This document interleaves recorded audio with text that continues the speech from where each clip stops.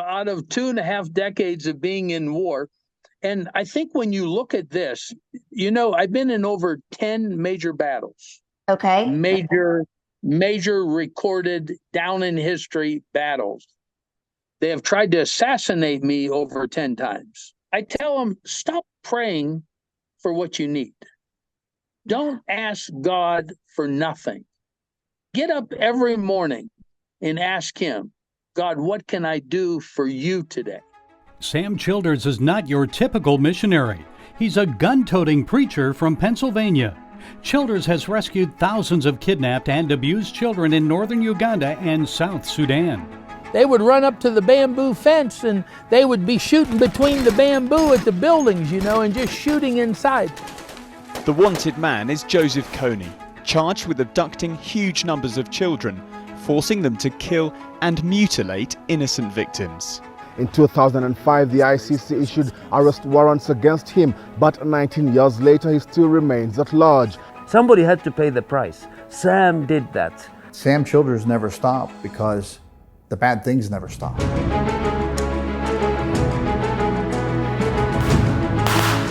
There is only one Sam Childers. There is no one else like him in the world. And I said to him, would you go now to get Kony in the Congo, knowing you wouldn't come back, but you would be able to take him out? He didn't even blink. He says, without a doubt, in a second. Now it's the DRC. Tell us what's happening to children in the DRC. You have ISIS there, you have Islamic State, and you have ADF. Because the mission's not done. It'll never stop until he's 6 feet in the ground. Those people have teamed up together. They say Joseph Kony's still alive, he's in the Congo, and now God has me in the Congo. So hopefully we'll meet up one day. But maybe I can lead him to the Lord or send him there, one or the other, huh?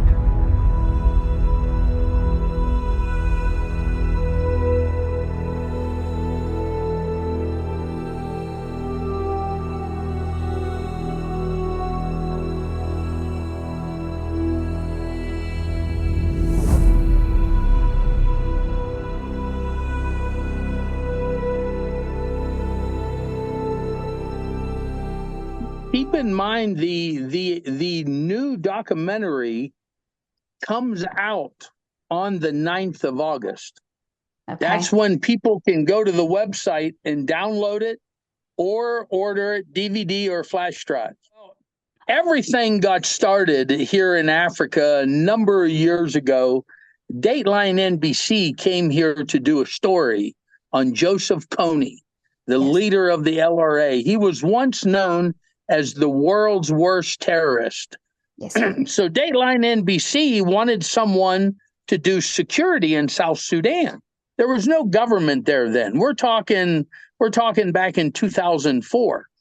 So the so-called good rebels said, look, get a hold of this preacher. He'll help you out. So that's how everything exploded. I was featured on Dateline NBC, like 60 Minutes. In 2005, it came out, July or August 2005, titled Children of War. My life turned upside down overnight. So I've always been successful, and I always tell people, if you want to be successful, don't ask your friend for advice. Don't ask your family for advice. Go to someone that's very successful and ask them for advice. So I knew a man that was into Christian television, Tim Bergen. So I got a hold of Tim Bergen. I said, Tim, my life just flipped upside down. I said, my website crashed. I said, my phone's just ringing off the hook. Everyone's seen this Dateline NBC. He said, I know, Sam. He says, I seen it. He said, but what you need to do, he said, you need to sit down and write a book. And he said, if the book is any good, Hollywood's going to want to buy the rights to the book. And at the same time, Hollywood's doing the movie, come out with a documentary. And at the same time that all that's happening, come out with a second book. So that's exactly what we did over the years.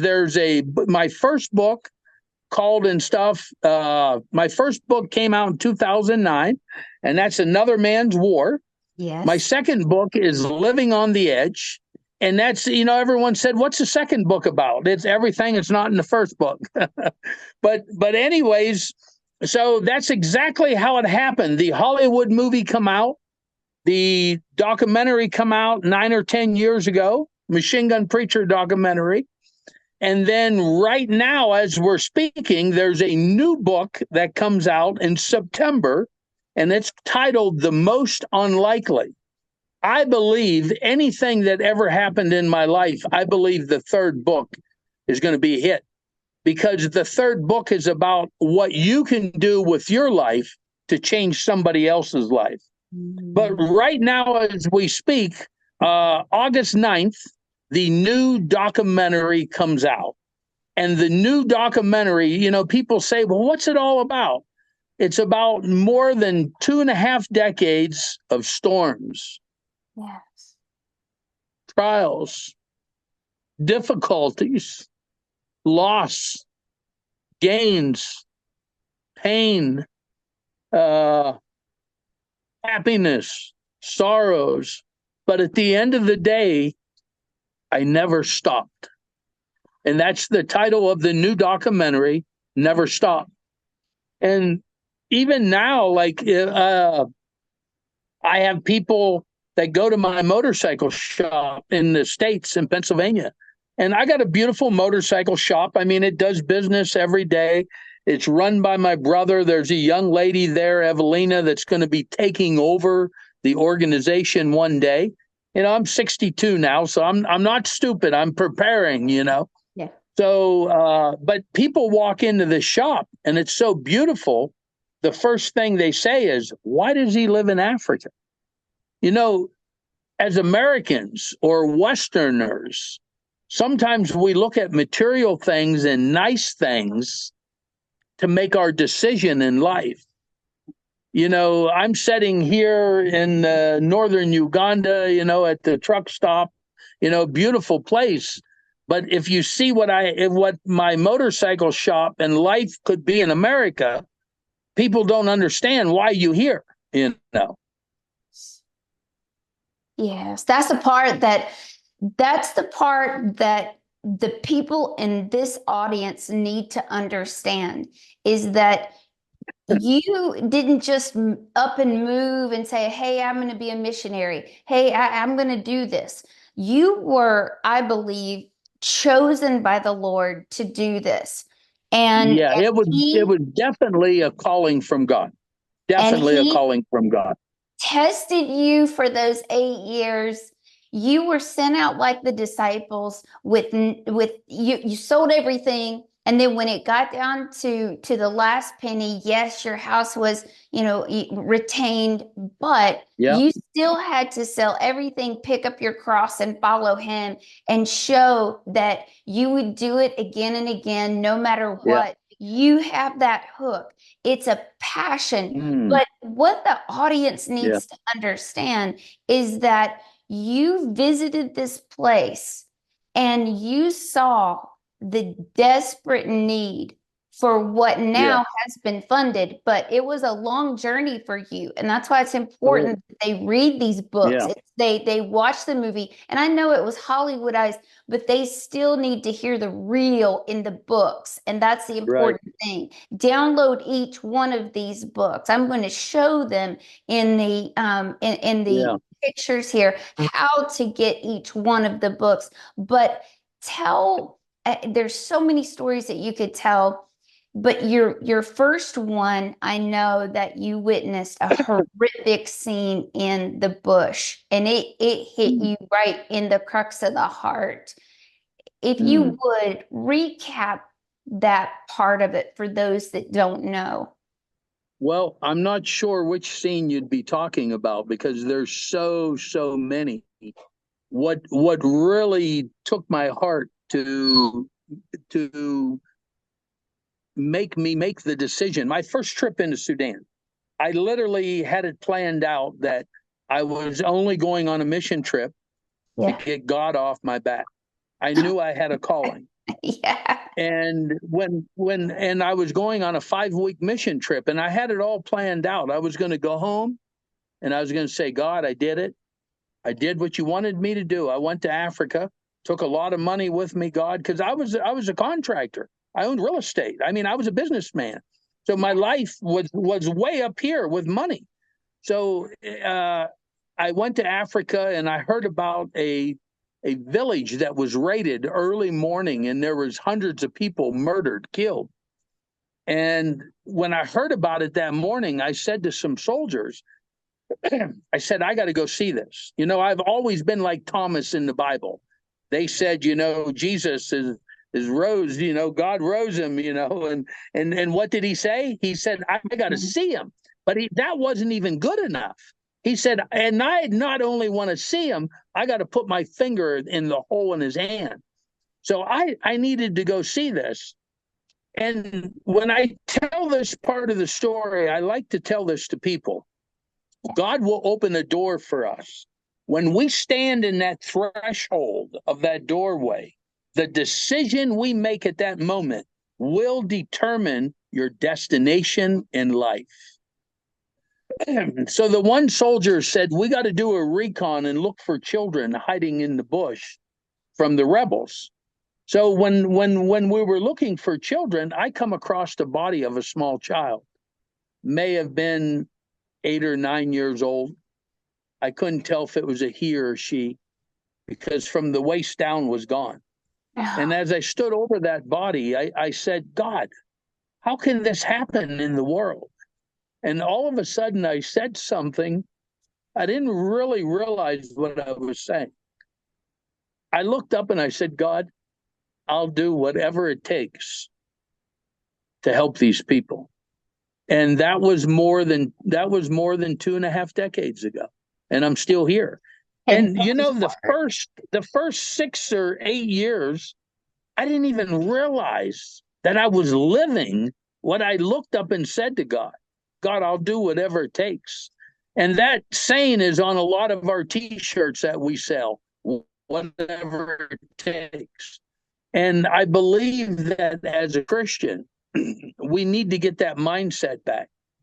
You know, we get that mindset when we first feel the Holy Spirit. That first time that we really feel the move of God, it hits our mind, it hits our heart, and we wake up the next morning and we have this zeal that whatever it takes. But then the longer we go in this Christian walk, we lose that zeal. And then it's not about whatever it takes anymore.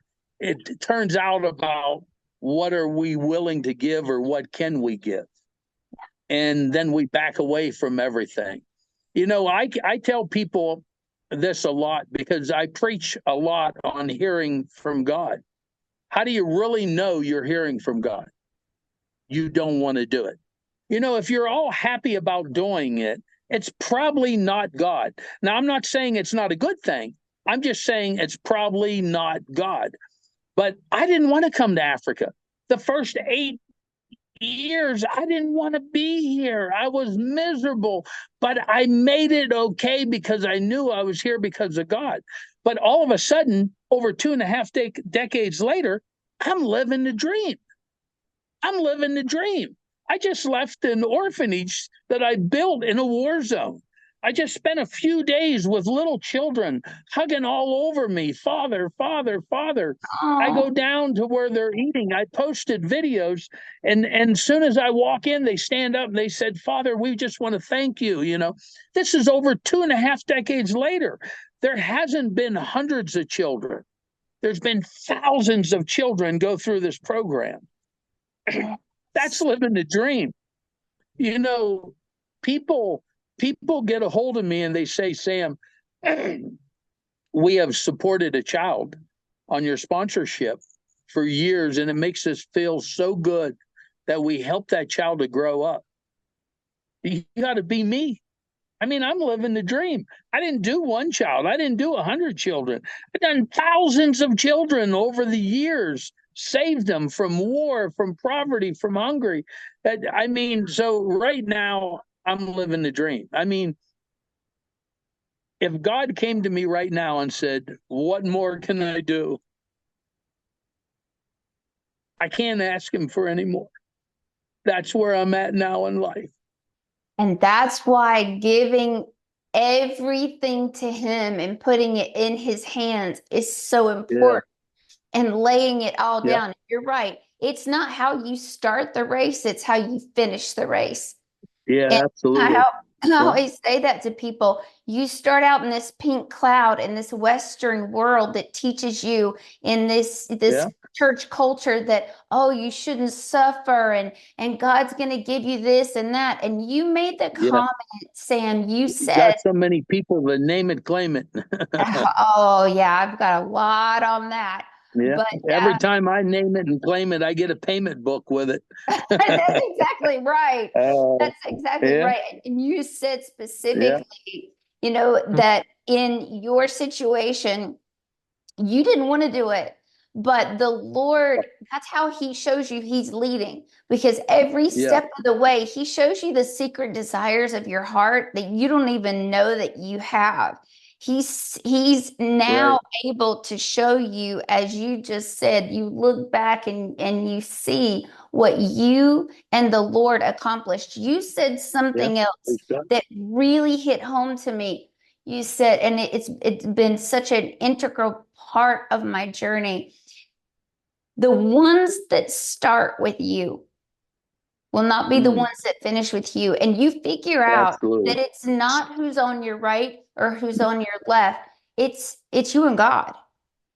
That's it. Absolutely. And he'll bring people into your life to help you and to fund you. But in your situation, you're out in the middle of the bush. You could get killed any moment. You're depending on the divine providence of God to keep you alive. You were dusted. You were laying in a ditch. You know, you had so many opportunities to be shot and killed. But you got to see how the Lord kept you alive. And if he's going to keep you alive for those things, then he's got you here for a purpose. There's a miracle that you shared, and I know you've shared many of them, but tell of one of those miracles, because in this documentary, we're going to see, I'm sure, why you never stopped. And we're going to see what kept you going. And this part in knowing God's hand is involved. So many old people in America, they say, well, it's time for the young people to take over. Young people in America, they don't know if they're a boy or a girl now. How can they take over anything? I mean, the whole world is so messed up. So I'm telling old people, never stop. I don't care if you're walking with a walker, walking with a cane, if you're in a wheelchair, you don't stop till you take that last breath. What I hear right now, like you were asking about, Sam, tell us about miracles. I believe the life I'm living is a miracle. Do you know they say I'm the oldest American at 62 to still suit up, put a gun on, and go into a war zone and rescue children? That's God. How can that even happen? But you know what God does? He does miracles through a vessel. You know what we do in America? We think God's like a genie in a bottle. Let's rub the bottle. We need him. He don't work like that. He's not a genie in a bottle. He needs a vessel that's willing to step out. You know what I tell people? A lot of people, I deal with so many people that don't even believe in God. I'm not going to try to convince them in God. This is what I tell them. Look who I was. That's right. Look what's been accomplished. I couldn't read or write when I was 14 years old. I was a heroin addict at 15 years old. I have no education at all. I work over 700 people on a payroll right now. How can that happen? It can't possibly happen. But see, when we submit ourselves to God, he has a vessel. God will begin to do everything that we need in life. Like I tell people all the time, people say, well, Sam, I just can't do it. There's no way I can do it. Then that's when you got to depend on God. Look at all the accomplishments that's around me. I mean, 5 working projects for children. You know, we're feeding over 10,000 meals a day. I mean, the organization does probably $3 million worth of work and donations a year. You know, we're drilling wells constantly. We have one of our projects called the Bush Kids Project, where we go deep into the bush 2 to 3 days a month with nurses, doctors, a blood lab. We go into the bush and treat children for malaria, bacteria infections. You know, most people don't realize there's over 1,400 children die per day in Africa, malaria alone. How can all of that be done through one man that was a scumbag, drug dealer, drug addict? It can't be done. No. But one vessel, no matter who you are or what you have done, one vessel that's willing to say, God, here I am. He uses if you're willing to say that, he's willing to use you. He uses the foolish to confound the wise, doesn't he? I'm telling you. He sure does. Yeah, great job. Now, you mentioned going into the bush, and I've listened to the way that, because this is always on the minds of those who hear your story, and a lot of it's covered, but for our viewers, tell them how after they need to understand that these aren't just children that you go into an orphanage and maybe you pull them out and give them a better life, or you find them somewhere and you give them a better life. Right. These are children that have been traumatized, absolutely horrifically traumatized. And you have a rehabilitation program in place. And then not only that, but comment on the fact that God told you not to even stop at the orphanage, but to train them in skill sets once they get older. Yeah. So 2.5 decades ago, I didn't have a plan. I didn't have no plan at all. All I had was the Bible. Everybody said, you got to get counselors. The Bible was my counselor. The Word says he is the counselor. So I didn't have a plan. What I did was what God wanted me to do, and it worked. But see, 2.5 decades later, you got to approach everything all differently now. You got to have children mentally evaluated by Christian psychologists. I mean, and children that are straight out of the war, we do it every 3 months. You can't put those children with other children. You have to kind of keep them separated, because you got to remember, you're not talking just about dramatized children. You're talking about child soldiers. Yes, indoctrination. So there's a big process to it. We are very successful. Like I said earlier, when I don't know something, I bring in experts to do it. So we are very good on that. But, I think what a lot of the listeners need to know, in a third world country, in an orphanage, most orphanages, you have to leave at 15 years old. Not ours. Ours is 18, but then we give you a lot of opportunities. But at 15 years old, you have to leave. More than 70% of those children end up being killed. They die of violent crimes. They die of disease and AIDS. So I asked the church, and sometimes the church say, why do you put it on us? Because more than 90% of those orphanages are built by the church. We're so concerned saving a little child, but what happens to them when they're a young adult? So what we started doing years ago is creating jobs for children when they get 18 years old and older. So we teach a skill and a trade. Now, to start with, we're very big. I believe Jesus Christ first. Second, education. We have built 7 schools over the years. We're building number 8th school right now. The building is setting here in Noya. It's just setting. We just got to build it. But thirdly, I believe in teaching a skill and a trade. If you want to change a nation, you got to create structure. How do we create structure? The same way America was created. America was created in hardworking people teaching a skill and a trade to other people. and in God we trust. See, we have lost all of that in America anymore. Yeah. So you give them a skill set where they can go out, like you said, and work in a hotel. You know, they can be employed and have skills instead of being on the street. What good is it to put a Band-Aid? All these missionaries go and they feed, but it's like you said, Christ first. Because when they have Christ first, then they're going to be led as you've been led.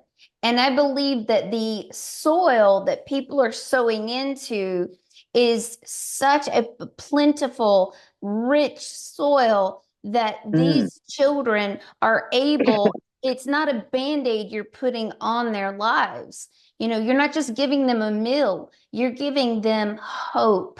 You're giving them Absolutely. a future. And you said that. You said, you know, hope is what I want to give. And we are told in Hebrews that Christ is our anchor, our hope. And you are giving them that hope that Christ will lead them if they just stick with him. And then you teach them and you provide a way as long as they're willing.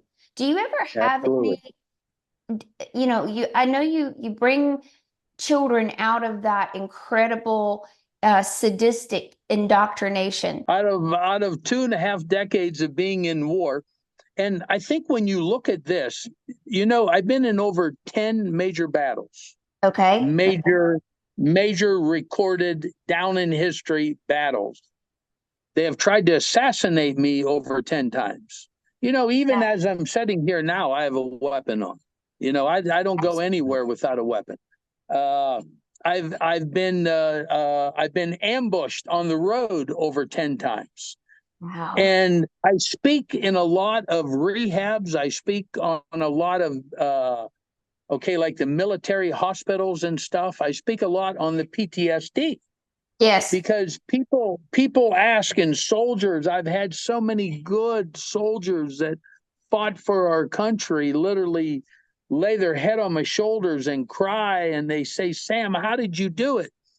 The only thing I can say is when I went into the battle, I went into the battle with Jesus. Yes, you did. When I went into the battle, I went into the battle for Jesus.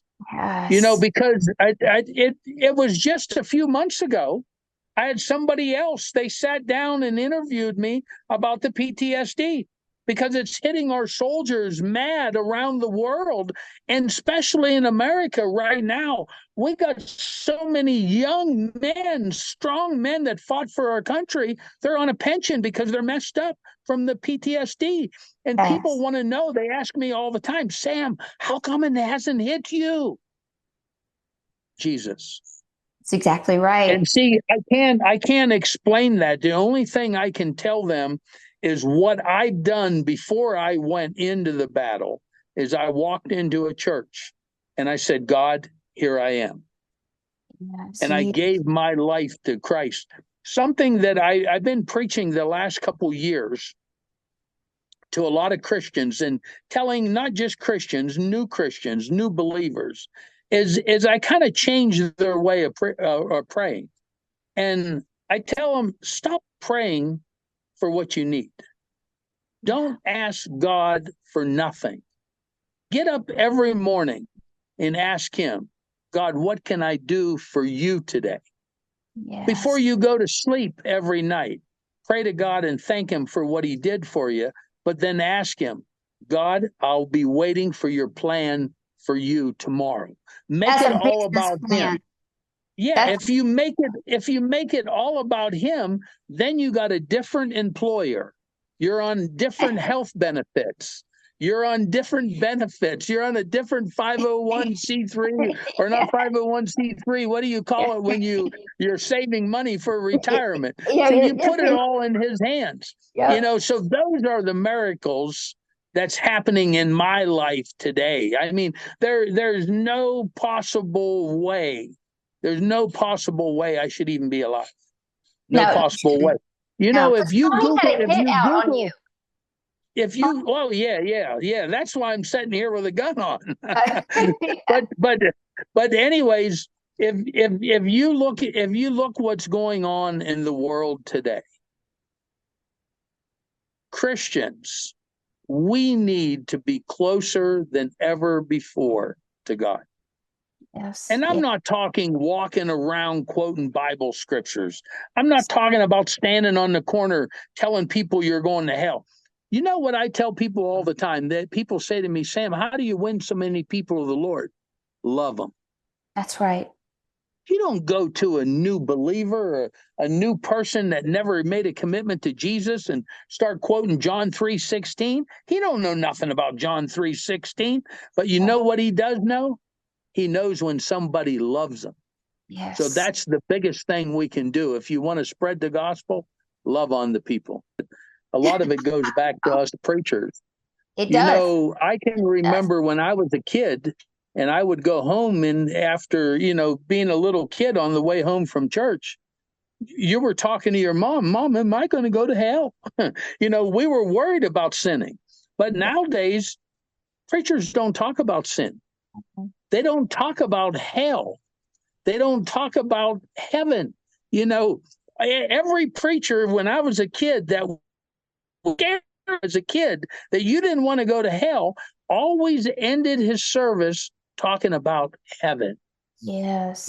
So I believe that the church in America, we need to go back to preaching about heaven and preaching about hell. That's exactly.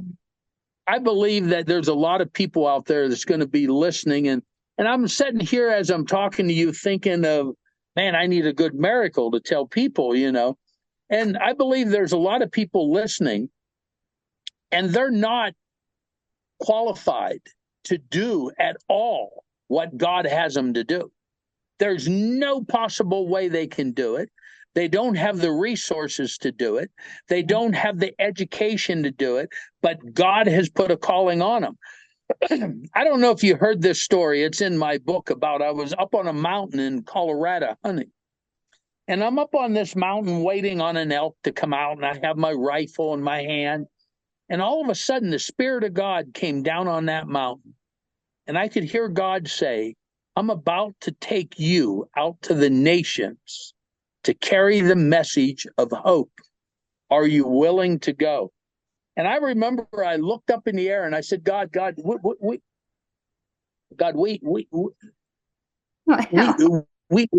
have a problem. And then finally I heard him the second time. And he said, I'm about to take you out to the nations to carry the message of hope. Are you willing to go? And I said, God,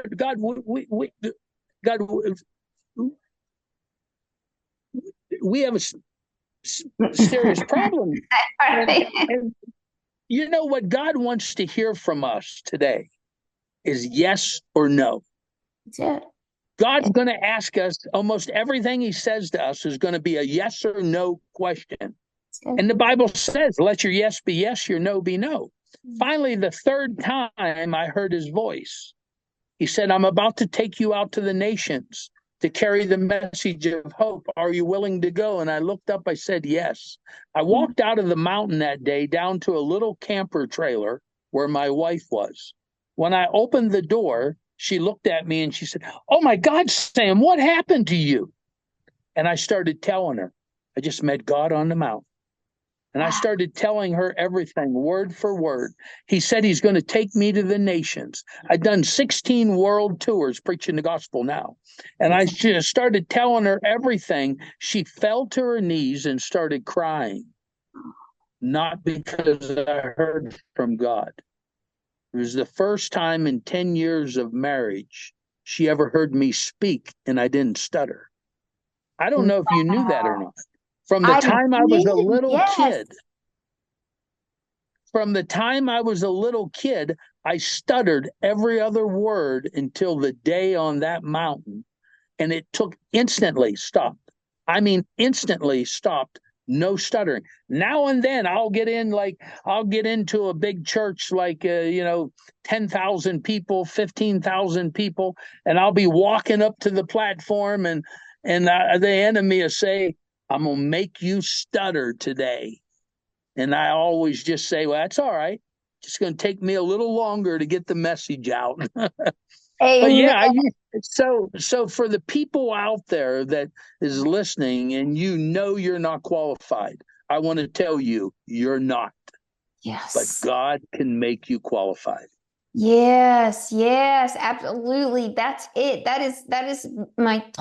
That's our message, in sync, in step, thousands of miles away, is that the foolish can confound the wise. And I had a history of drug addiction, just like you. I have had, that battle where you say, I have to stop this. I don't want this. And it's like you said before, you've got to want it. And that's the key. We're not dealing with Sam Childers that had this easy life. Yes, he had great parents, but he was a rebel, and he came out of the bars and the strip clubs and that scene where, there's gonna be a fight to break out at any moment. He was shooting up heroin at 15 years old. And so you're out there and you're thinking, I can never come out of this. I counsel people all the time that have, the PTSD, drug addiction. And I always tell them, I'm not the counselor. He's the mighty counselor. And you said it. He's the mighty counselor. And you only have to want it. So in every situation, it's proven that our will has to be involved, whether it's surrendering the drugs, whether it's surrendering the sex, the porn. And Pornhub gets 90 million hits a day. Our children today are being exposed at 8. But it's not even children. That's probably 90% of pastors that fall. It's from the porn. So it's not just children, it's everybody, Exactly. It really is. And it's like you said, but if you keep your focus straight, like when God said to Joshua, he said, that's what you reminded me of. Don't look to the right or to the left, right in front of you, and he's saying, focus on me. And when he said, speak my word, morning, noon, and night, keep it on your lips, on your wrist, in the frontlets between your eyes. Never let it depart from your mouth. And that's what you have to do, especially to make it in this world. There's nothing that we can do apart from him. And you've learned, you learned the hard way. Yes. And even though you said, hey, I've been doing this for several decades, it's like, I don't know about you, but I feel like I still every day feel unqualified. And it is keeping me at that place. I understand Paul's thorn, keeping me at that place of humility where this can only be done by your power. And seeing what you've done by giving tons of food. You're harvesting your crops now, which is so symbolic, and building this network that will be a legacy. You're creating a legacy in the name of Christ, not in the name of, and I don't want to name a particular ministry, but in the name of such and such a ministry. Right. But it's in the name of Christ and Christ alone. and you don't care if you get any glory. It's him getting glory. So I'm so I gotta tell you another miracle about our farm. I'm not a farmer. I got my first motorcycle at 7 years old. I've been riding with a motorcycle club since I was 15 and still ride with a club. And so at our farm, I've had the farm for over a decade. About 7 years ago is when I decided we're not selling no more food. Through our sponsors, we're going to give it all away. So all of a sudden, our crops just started growing. Wow. And these farmers, they all come out to my farm and they said, Sam, we're all farmers and we need to work together. We need to help one another. What fertilizer are you using on your crops? And I said, I don't think we're using any fertilizer. And they said, now, Sam, come on. you're using something pretty good. And I said, I don't know nothing about farming, man. I said, I don't even want to be a farmer. God has me out here. God tells me where to plant, when to plant. And I said, talk to him. I don't know what we're doing besides listening to God. But 7 years we gave our main crop away. Last year, this is going to shock you. Okay. Last year, we gave away over 65 tons of rice. We gave away over 25 tons of maize flour. At Christmas time, my cows, because we got cows on the farm too, we butchered 20 bulls at Christmas time. We didn't take the small bulls. We took the big monster bulls. But you know something? I got the same amount of cows again this year. You know, every year we keep butchering, but God keeps giving them back. But that amount of food, you're talking feeding thousands of lives, not for 1 week, not for 2, for 3 to 4 months ration, depending on how they use that food. On top of all of that, that we do that every December, our main crop, we feed over 10,000 meals a day. I mean, I thank God for all this, because I know big organizations that bring in millions that don't do that. Yep, But God, absolutely. like I said earlier, God needs a vessel. Yes. God needs a vessel. And the people out there that's listening right now, you're the vessel. Yes. And just start letting God use you. Yeah. Just say yes to him. When you were faced with that moment, I know, and in your former marriage, you were, she was saved first, and then you came along later. But your mother. Well, we both grew up in a Christian family. Okay. My mom, I always describe my mom, she came out of the womb speaking in tongues. Yes. My mom only sinned 3 times in her whole life, when she gave birth to me and my 2 brothers. But I mean, my mom was like the saint of saints. I mean, I started riding with a motorcycle club when I was 15. That's pretty young. And I would ride by the house, because I didn't live at home. I left the house, and all the bikers always wanted to come to my house. And I'm talking big, rugged, older, ugly, fat looking guys, looked scummy, They always wanted to come to my house. And I was ashamed to bring them, because I knew what mom was going to do. My mom was always find her with an apron on, and she was always baking. So as soon as we'd pull up, she'd come out and she'd have a little flour on her and everything. Oh, you boys stopped to see me. And I was kind of ashamed. I'd say, no, Mom, I got to get something from the house. I got some cookies. Would you boys like some cookies? I'd say, Mom, they don't like cookies. They'd say, shut up, Sam. Yes, we do, Mrs. Childers. And then she'd bring cookies out, and then she'd come out and, would you boys like some milk? Hey, Mom, they don't drink milk. And yes, we'll take milk, Mrs. Childers. And after she gave them the milk and the cookies, then she would tell them about Jesus. Like you said, love. It's I'm love. telling you. And I mean, I was thinking in my mind, oh, this ain't what tough people want to hear, but it's what the tough, the bad, the good, the ugly, it's what everyone wants to hear. But you just had to do it the way my mom did it. I mean, from baking banana bread to making gobs to making cookies, she was always making something.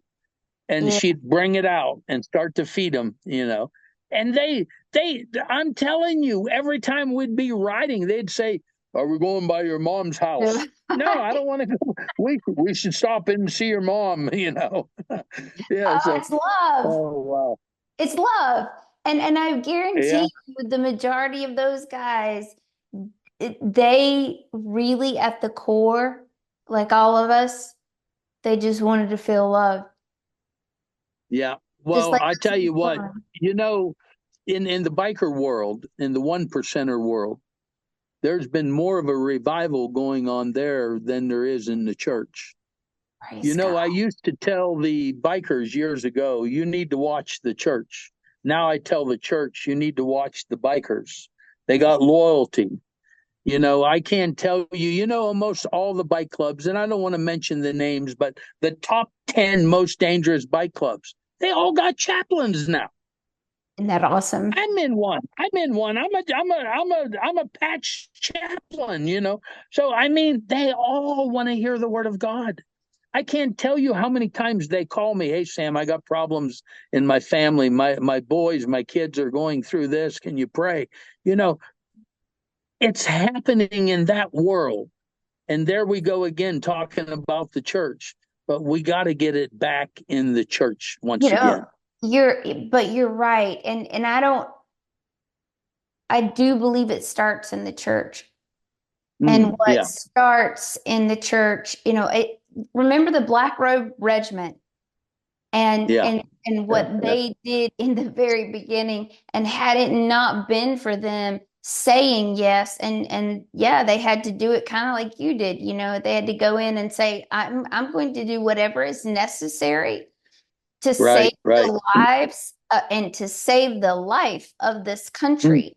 And we're in the same position now, much, much different, but still the premise is the same. And it's either, okay, we stand up for what is right. We stand up for the truth, whether you look like a kook or not. I had somebody tell me, well, Paige, when I first met you, I thought you were a kook. I was. For Jesus, I don't care what you call me. You're right. You call me whatever you want. We still are. I've been called a whole lot worse, but I'll take it. I'm telling you. I did want to say, there was something that you said that really hit me as well, that I want to touch on before we go. And I think it's an ingredient that, along with the yes, you had what I wrote in my book. I had a chip from my mother and a chip from my father, be that as it may. It was just an analogy of never quitting. Nugget. Right. Even a gold nugget. Yeah. Of never quitting, and that chip of determination and of whatever I do, I'm going to do it to the best. And God knew when He chose you that you had the ingredients. Like, say, Mom was a baker and she knew how to put all the ingredients together. He knew that you had the ingredients, and He knew that you had that tenacity to never give up, no matter what you faced in that face of evil. You ran to the fight. And that's what we as Christians have to learn, is we've got to take the fight to the enemy instead of sitting back and waiting for somebody else to do it, or for that escapism mentality of, oh, Jesus is coming anytime. No, what about the millions and millions of people going to hell? We need to preach sin, repentance, hell, heaven, like you said, get back to the basics and let God take it from there. So I think the big thing is if you do stumble, and if you do fall, I know so many Christians that they might look at my life, and as soon as they fall and stumble, they don't get back up. They stay in the world. But they don't. And I see them, and they'll tell me, well, I fell and I just couldn't get back up. And I tell them, I fall all the time. Yeah, but you have to get back up. I don't want people to look at me and think that I'm sinless. I'm probably the most messed up preacher you'll ever meet. But there's one thing about me. I love Jesus Christ. And it all goes back to that two words, never stop. That's exactly right. I don't want it like we were talking about the documentary, and I know we're getting close to ending here, so I'm going to end by telling a little bit about the documentary again. The documentary Never Stop is all about of one man's journey, Mm. nearly 30 years or more, that went through storms, went through trials, went through breakups, went through everything you can imagine. I've went through loss of family, went through almost bankruptcy. I mean, went through everything. There's nothing under the sun I never went through, but I never stopped. You know, so that's what I don't want people to look at this documentary and say, "Oh, look what Sam Childers did." I want you to look at the documentary at what I did, but knowing you can do the same thing. No matter what you're going through. Just because you're going through a breakup, just because you're going through addiction, just because you're going through a bankruptcy or whatever it is you're going through, it doesn't mean it's over. It's only over when you sit down and quit. So that's exactly right. I love that part. The whole documentary is about never stop. And I want to put a plea out there to everyone. Okay. I don't want to become a millionaire. I want to save more children.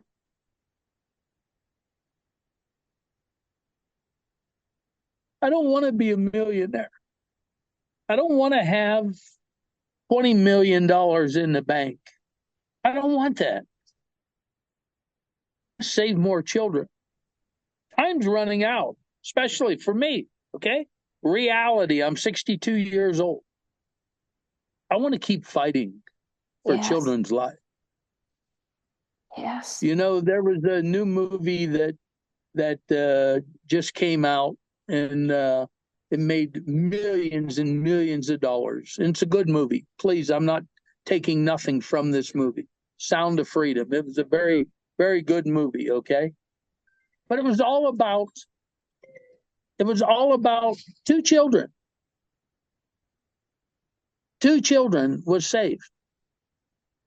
This ministry has saved thousands of children.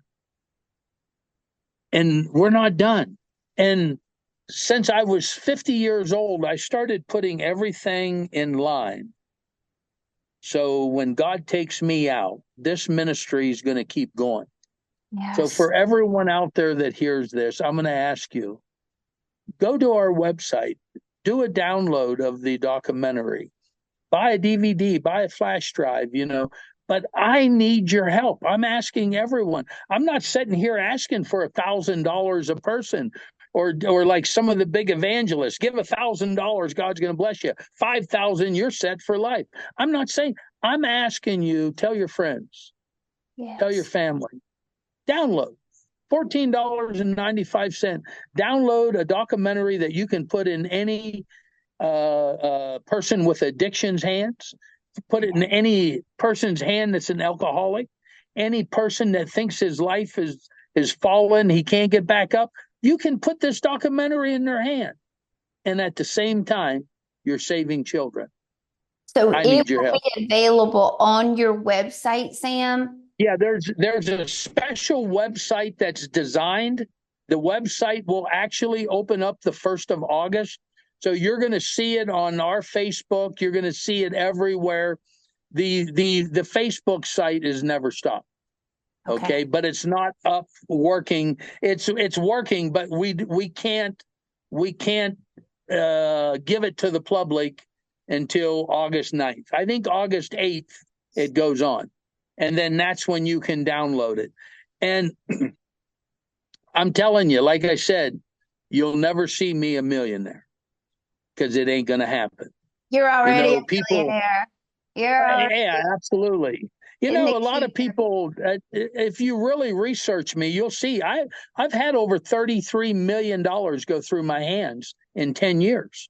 People say, what'd you do it? I built 7 schools. You know, I've been doing feeding programs. My first feeding program's been going on for 18 years now.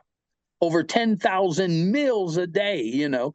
I got orphanages. I got 5 children projects, you know. What did I do with the money I spent? You can check my bank account because there's a little bit in there, but there's not much. I mean, what I need people to help me to do You get a documentary that can encourage you, but I need you to help me rescue more children.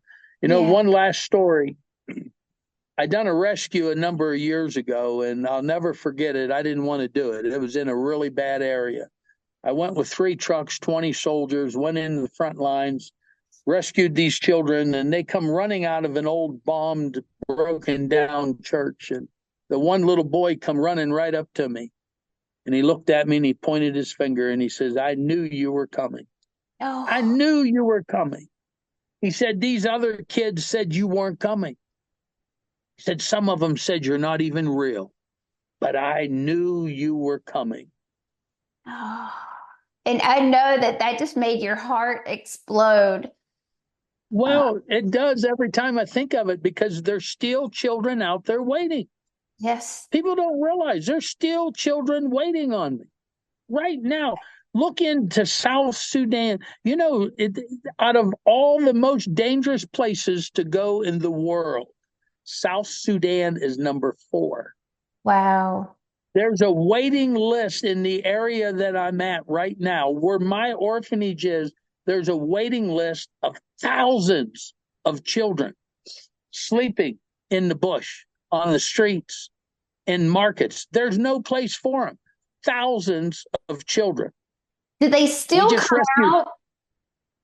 Yeah, no, what they do is they'll come into towns. Yes. And they'll literally just kind of live around them towns on the street. I just rescued 8 kids about a month ago, and we took in 8 more kids. And the one little boy has a mental problem. Yeah. His name is Angel. If you go to my Facebook, you'll see with me. He's amazing. Well, he has a little mental issues going on. Well, anyways, for months, his mom died, and he wandered around the village eating table scraps for months. And an old lady knew he was going to die. So this old lady could barely walk. She walked for hours to bring him to the orphanage. And you know what she said? She said to the guy at the gate, she said, I brought him here. She says, I can't take him home. I have nowhere to take him. She says, I know the man is here. Can you bring him to the gate? Wow. And when I went out and I seen the boy looked up at me and he said, Papa, he has a mental problem. Didn't even know me from Adam. He's only like 3 years old. And the first words he said to me was, when he looked up, he said, Papa. That was God. I'm telling you. That was God. Thank you so much for joining us today on The Coffee Shop. This is a new show, so you may not know that we will air each week on Access 21, Mondays at 1 p.m. and 10 p.m. So if you miss the 1 p.m. slot, surely you can catch us at 10 p.m. And if you would like prayer, we would love to pray with you. The number's at the bottom of your screen right now. Feel free to reach out. So many are hurting these days. So many are in need of deliverance, prayer, healing, and we want to stand with you. It's like God said, you have not because you ask not. I want to thank you for joining me today. I look forward to building that relationship each week. God bless you.